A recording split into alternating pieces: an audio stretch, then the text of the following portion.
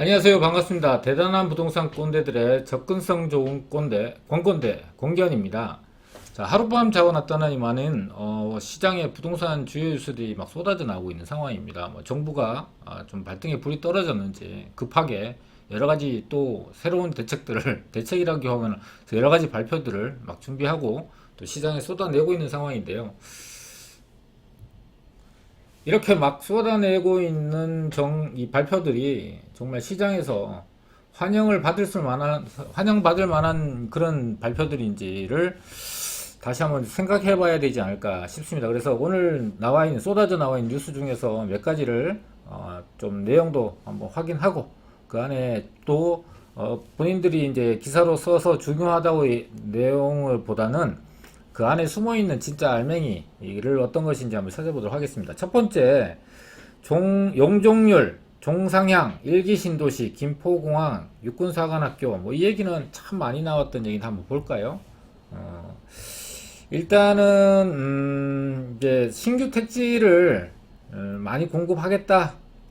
그 택지지구로서 김포공항 주변의 부지하고 육군사관학교 부지를 육군사관학교 부지는 시시때때로 써먹고 있는 그런 카드죠. 그래서 새로울 것도 사실 없는데 여기서 보게 되면은 정부가 LH 땅 투기 사태를 딛긴 뭘 딛어요. 해결이 하나도 안 되는데 자 이달부터 14만 9천 가구 규모의 2차 신규 택지를 공급하는 걸 발표한대요. 뭐 발표만 하면 되는 것처럼 얘기하는데 이게 실질적으로 시장에 발표가 되는 게 중요한 게 아니고 실질적으로 돼야 되잖아요. 그런데 이제 3기 신도시 발표된 곳들도 토지 보상에 대해서 주민들이 지금 반발하고 있고 또 그 토지 보상 가격에 대해서 적정성 문제를 제기하고 있는 상황에서 이제 이게 신규 택지를 계속 발표를 한다고 해서 지금 LH 사태가 깨끗하게 국민들이 수긍할 수 있을 만큼 정도의 해결이 되지 않은 상태에서 이 공공기관에 대한 신뢰도를 회복해야만 이게 보상도 진척이 이루어지게 되고 택지 개발도 보상 다음부터 진행이 되는 거잖아요. 근데 주민들이 이거에 대해서 반발하고 이의를 제기하고 하면은 시간이 굉장히 느려질 걸로 예상이 돼요.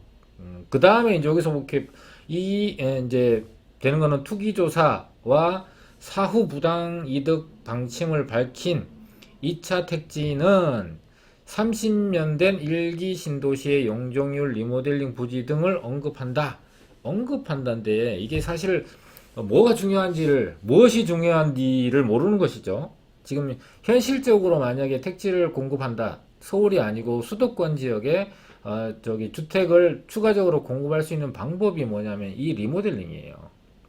현재 재건축하고는 다르게 이 리모델링은 현재 용적률과는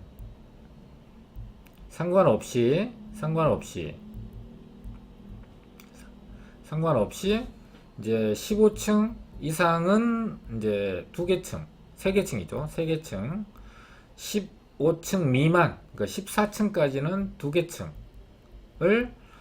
용적률이 현재 법정 용적률이라든지 가용 용적률, 최고 용적률까지 다 찾아서 사용해버린 아파트들도 용적률과 상관없이 두 개층에서 세 개층을 올릴 수 있다라는 게 이 수직 등축 리모델링의 가장 큰 장점 중에 하나거든요. 그만큼 현재 재건축의 규제를 거의 다 이제 적용받지 않고 있죠. 뭐 분양가 상한제라든지 또는 초과이익 환수제라든지 조합원 지위 양도 금지라든지 뭐 이런 것들의 영향을 받고 있지 않는 상황이기 때문에 지금 이제 재건축이라는 방식보다는 수직 등축 리모델링을 굉장히 빨리 활성화시켜야 돼요. 그래야 노후되어 가고 있는 일기 신도시를 완전히 쇠퇴하기 전에 다시 성장기로 접어들게 만들어서 도시 기능을 회복할 수 있는데 지금 시기를 놓치게 되면은 그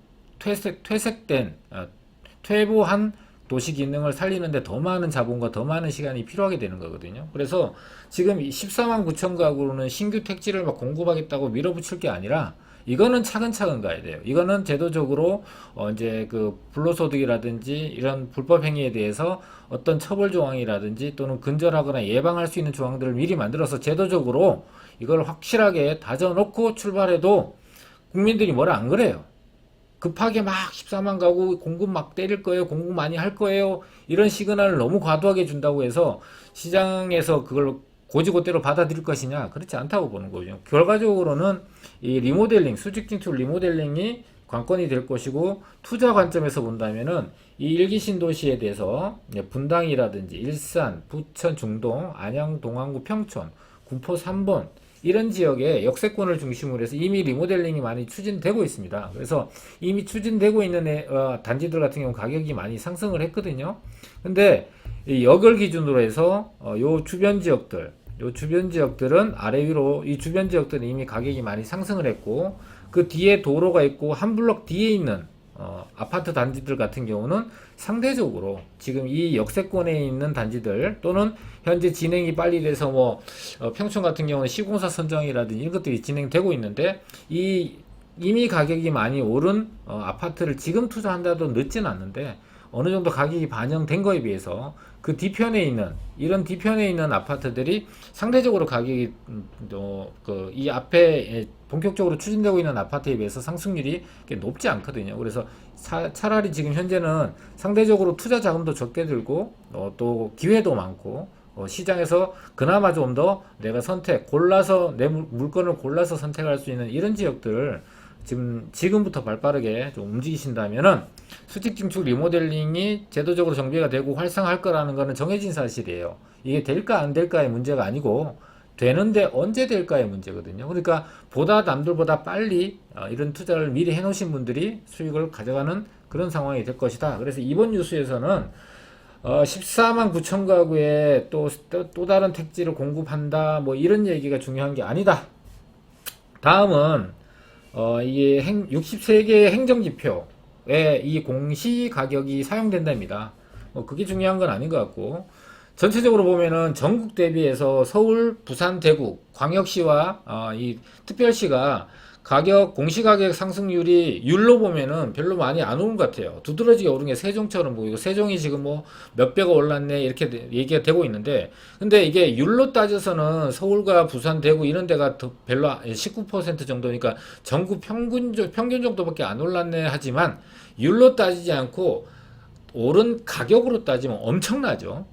엄청나다는 거. 그러니까 현실에서 느끼는 거는 이 가격이 우리 시민들이 느끼는 그런 가격의 체감도고, 이렇게 표로 보여주는 이것은 사실 체감을 하기가 어려운 정도라고 보면 됩니다. 그 밑에 보시면은 이제 서울 지역 내에서도 보시면은 강남 3구는요 보시면은 13, 13, 19 이 정도밖에 안 돼요. 서울 평균밖에 안 돼. 근데 강동구, 그 다음에 동대문구, 서대문구, 그 다음에 성북구, 성북구 28%예요.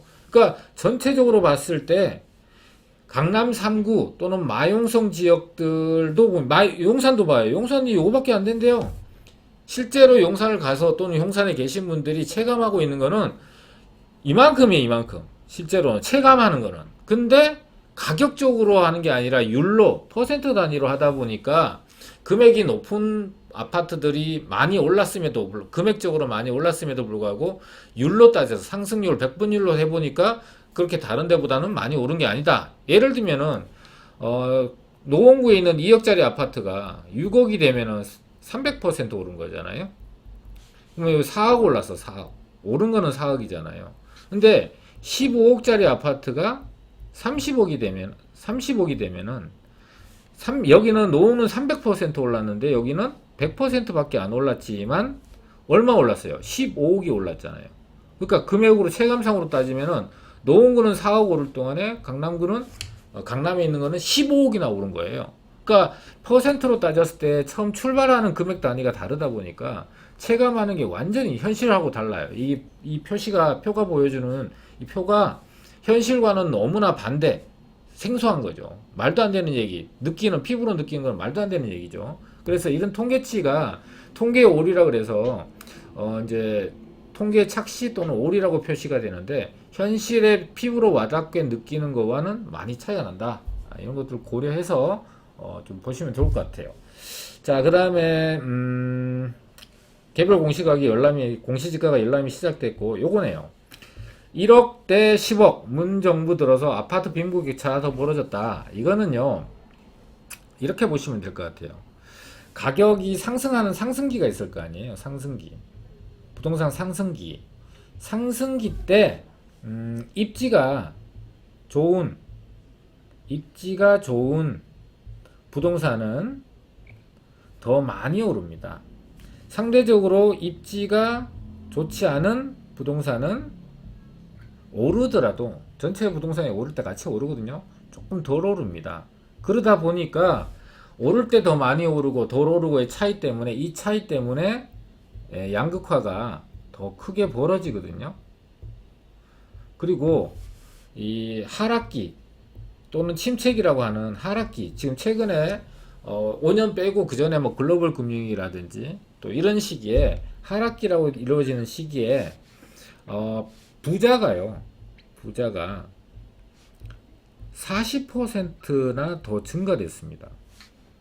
그러니까 일반 서민들이나 중산층은 죽겠다 막 망한다 뭐 이런 상황까지, 극단적인 상황까지 내몰리고 있는 상황인데 부자들은 40%가 늘었어요. 이분들은 이런 침체기나 이런 데 전혀 영향을 받지 않습니다.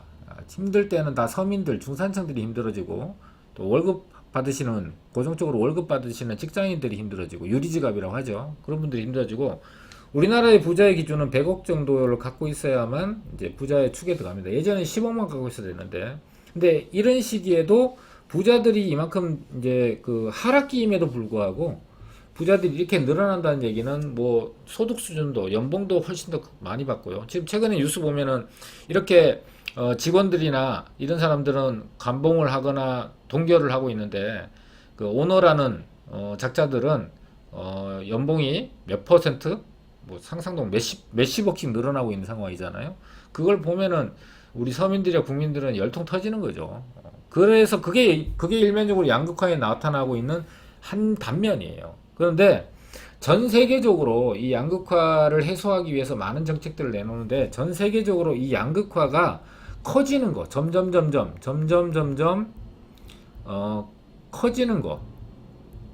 커지는 것을 방지하거나 예방하거나 또는 이 폭을 줄여나간 정부가 하나도 없습니다. 전 세계적으로. 그러니까 이게 현실적으로 불가능한 거예요. 정책적으로 커지는 거를 줄일 수는 없어요. 근데 커지는 속도를 정책적으로 줄이거나 이 속도 조절을 할 수 있는 게 정책인 거지, 양극화가 되는 거를 거꾸로 가게 만들 수는 없다.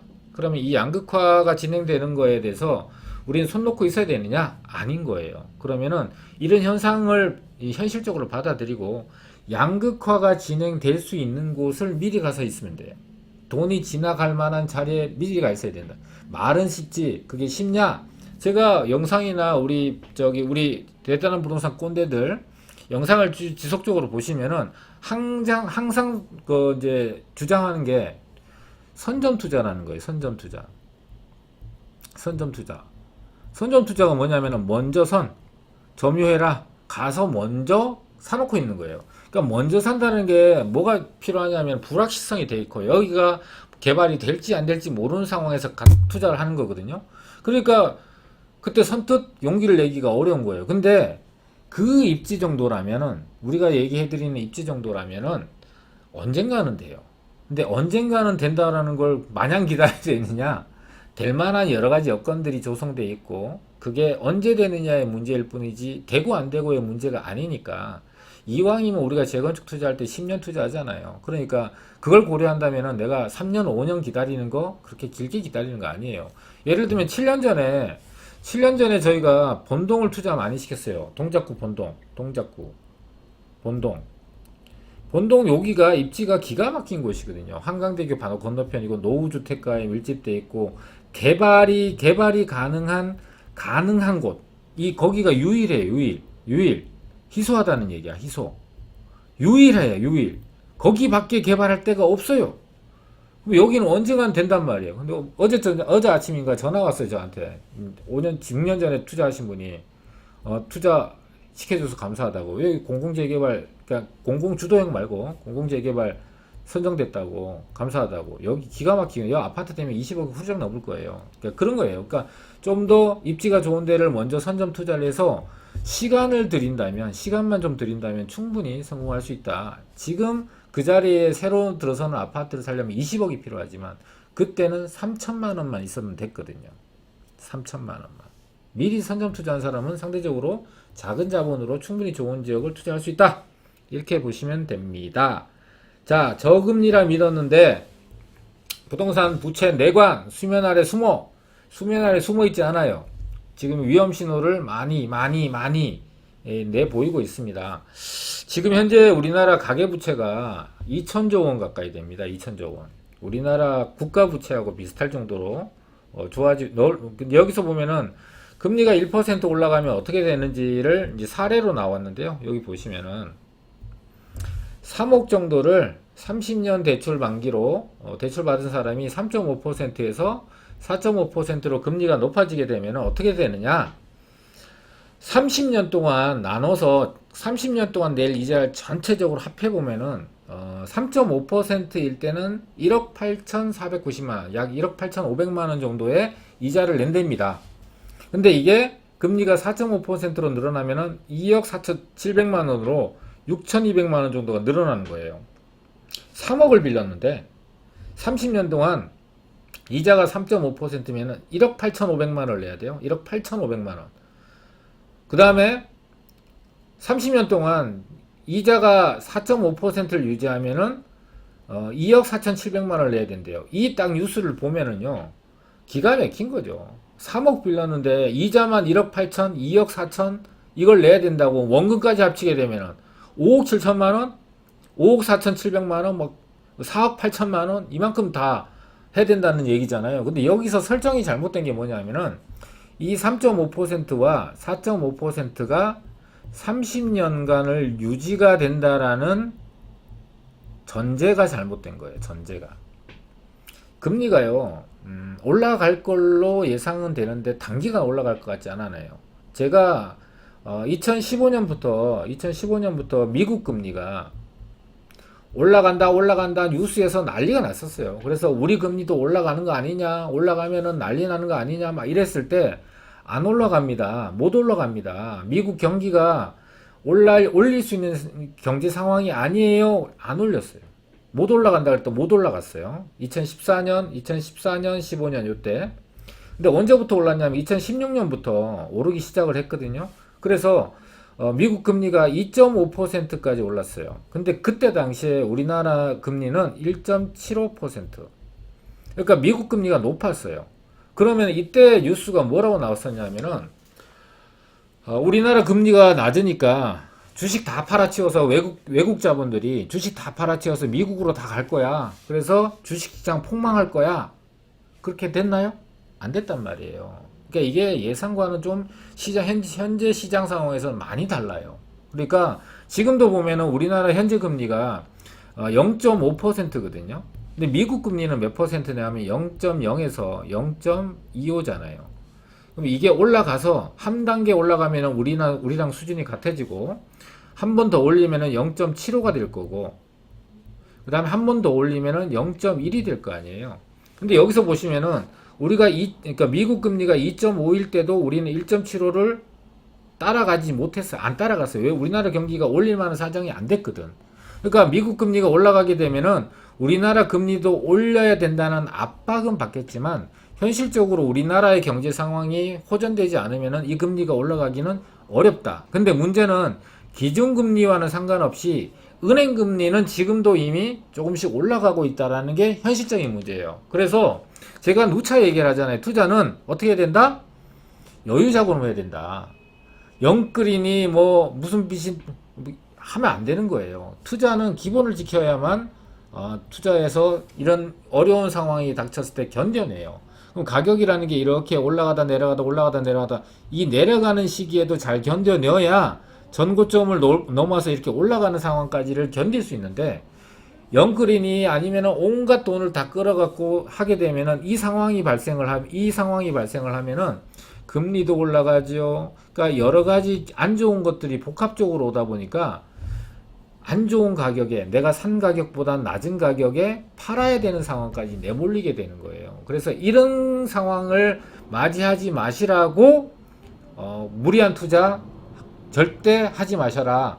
대출 이자 감당하는 범위 내에서 투자를 하셔라. 누차 강조를 함에도 불구하고 시장에서 막 언론이 영끌이니 지금 안 사면은 못 사느니 막 이런 얘기들이 나오니까 마음이 조급해서 도저히 못 견디는 거예요. 그래서 급한 마음에 가서 덜컥 잡고 계약을 하고 투자를 하고 나서 어떻게 돼요? 밤잠을 못 주무시죠, 밤잠을. 그래서 눈이 다크서클이 생기고 머리가 빠지고 그리고 점점 이렇게 얼굴이 이렇게 되다가 결국은 견디기 힘들어서 투자된 금액보다 낮은 가격에 매도하는 이런 우가 계속 반복되어 오거든요. 조금 더 냉정하셔야 돼요. 조금 더 냉정하게 나의 투자 환경을 정말 잘 보시고 그 냉정하게 판단된 상황에서 이건 내가 할 수 있느냐 없느냐 없다면 과감하게 포기하셔야 돼요. 그거는 내가 얻을 수 있는 현재 상황이 아닌 거예요. 그러면은 내가 할 수 있는 여러 가지 중에서 베스트한 선택을 하는 게 투자지, 내 상황과는 맞지 않고 오히려 너무 무겁거나 과도한 투자를 해서 얻을 수 있는 수익이란 거는 정말 지옥에 떨어져서 그 마음고생하는 그런 고통밖에는 얻기가 어렵습니다. 그래서 이런 걸 꼭 명심하시고 이런 뉴스를 좀 보셨으면 좋겠어요. 그래서 금리에 대해서 너무 민감하게 반응하지 마시고요. 당장은 원래 한국은행에서 발표된 내용을 따지면 원래 금리가 올라가기는 여러 가지 어렵습니다. 미국 금리가 올라는 가겠지만 미국 혼자 빨리 회복이 된다 하더라도 우리나라 경제 상황이 회복되지 못하면 금리라는 게 그렇게 쉽게 올라갈 수 있을 것 같지는 않다. 마지막으로 얘기를 좀 해보려고 하는데, 이게 집값 상승폭, 이게 이거 거래절벽이라고. 이미 시장에 매물은 말라 있어. 매물이 없어요. 매물이 없는 상황이고, 작년에 이제 그 종부세라든지 보유세가 올라간다 그래서 증여로 인해서 많은 매물이, 시장에 나와야 될 매물이 증여로 인해서 다른 소유권자로 넘어가 버렸어요.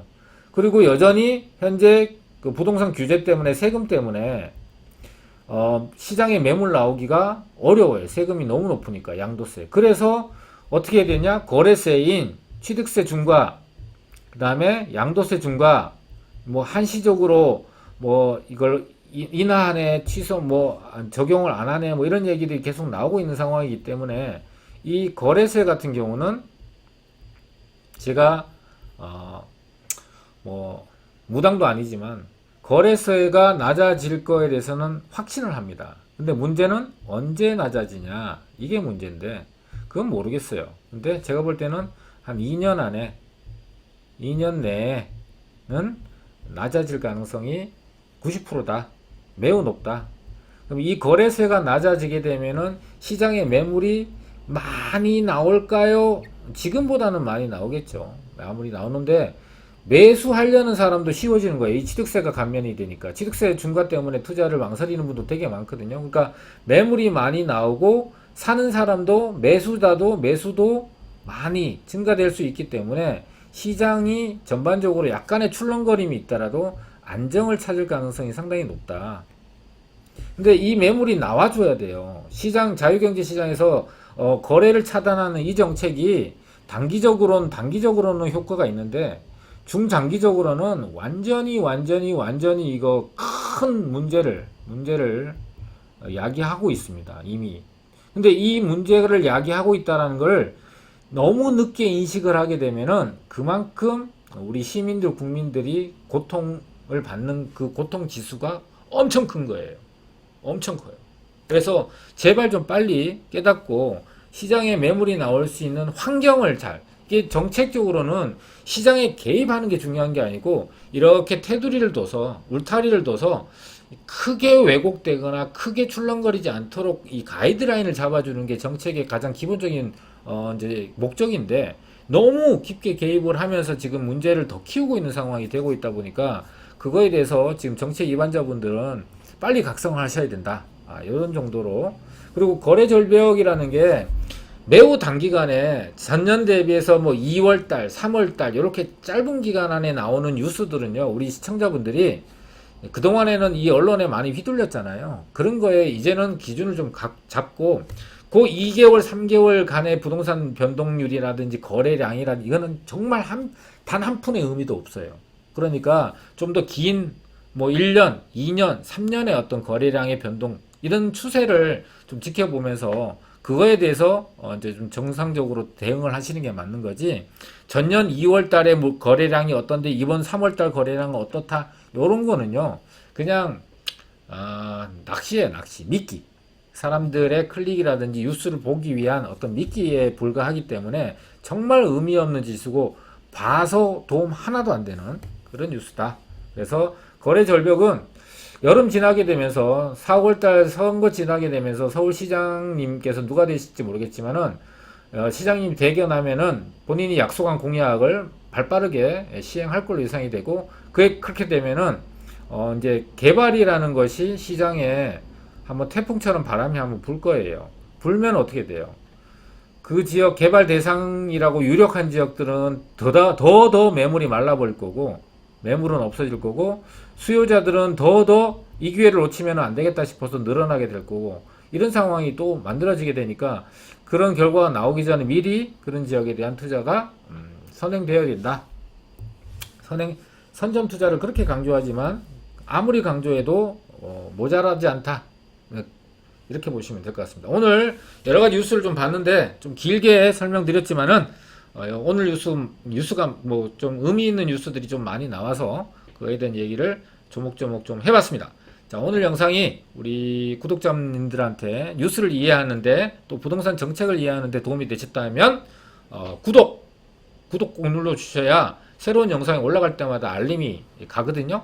구독, 그 다음에 그 영상 밑에 보시면은 엄지손가락 이렇게 된 거 있죠? 그게 좋아요거든요. 좋아요를 많이 누르셔야 저희가 또 힘을 받아서 그거 누른다고 저희한테 돈 들어오는 게 아니거든요. 힘을 받아서 열심히 또 올리는 동기부여가 되니까 좋아요 눌러주시고 새로운 영상 나올 때마다 이 영상이 왔다라는 걸 알림을 받고 싶으면 꼭 알림 설정까지 해주시면은 좋은 영상 매일매일 올리도록 하겠습니다.